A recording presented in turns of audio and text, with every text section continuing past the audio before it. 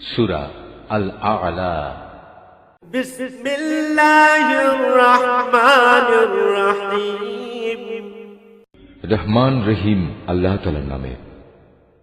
সাব্বিহ ইসমা রাব্বিকাল আ'লা।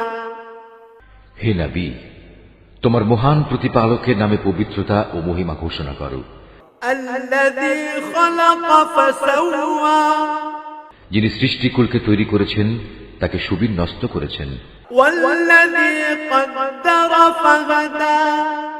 তিনি সবকিছুর পরিমাণ নির্ধারণ করে দিয়েছেন, অতঃপর তিনি সবাইকে তাদের পথ বাতলে দিয়েছেন। ওয়াল্লাযী আখরাজাল মারআ।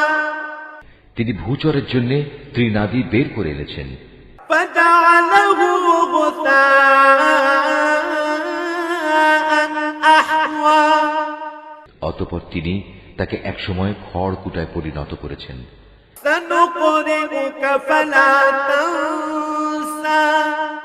আমি যে ওহী পাঠাবো তা আমিই তোমাকে পড়িয়ে অন্তরে গেঁথে দেব, অতঃপর তুমি আর তা ভুলবে না। ইল্লা মা শাআল্লাহ ইন্নাহু ইয়া'লামুল জাহরা ওয়া মা ইয়াখফা। অবশ্য আল্লাহ তাআলা যদি চান তা ভিন্ন কথা, তিনি প্রকাশ্য বিষয়ে জানেন, জানেন গোপন বিষয়ও।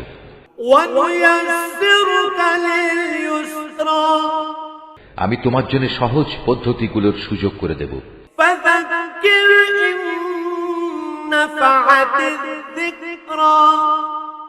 কাজেই তুমি তাদের আল্লাহ তাআলার কথা স্মরণ করাতে থাকো, যদি স্মরণ করানো তাদের জন্য উপকারী হয়।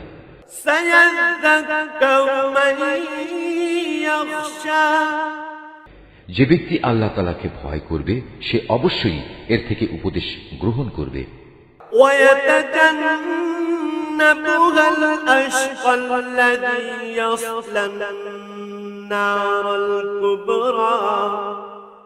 আর যে পাপী ব্যক্তি সে তা এড়িয়ে যাবে, অচিরেই সে বিশালকায় আগুনে গিয়ে পড়বে।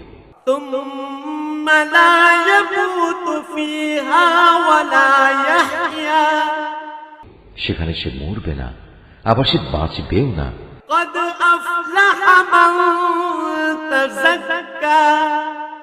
যে ব্যক্তি হেদায়েতের আলোকে নিজের জীবন পরিশুদ্ধ করে নিয়েছে সে অবশ্যই সফল কাম হয়েছে।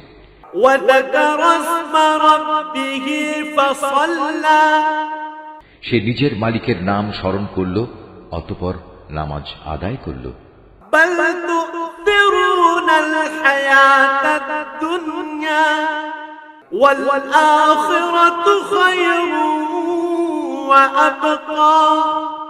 তোমরা তো হামেশাই দুনিয়ার জীবনকে আখিরাতের উপর প্রাধান্য দিয়ে এসেছ, অথচ আখিরাতের জীবনই হচ্ছে স্থায়ী ও উৎকৃষ্ট।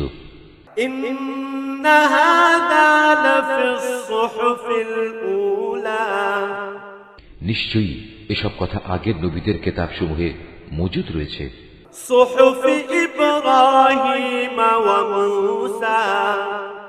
উল্লেখ আছে তা ইব্রাহিম এবং মূসার কিতাবসমূহেও।